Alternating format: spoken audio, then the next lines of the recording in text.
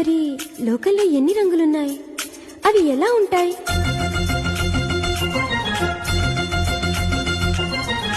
బుగ్గ మీద వెచ్చని సిగ్గు వచ్చినప్పుడు దానిని అడుగు, ఎర్రదనం అంటే చెబుతుంది.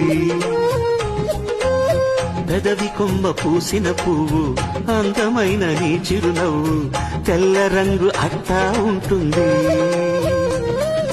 నీలో నిలువున్న పులకలు రేగిన వేళ నువ్వే పచ్చని పైరువు అవుతావమ్మా.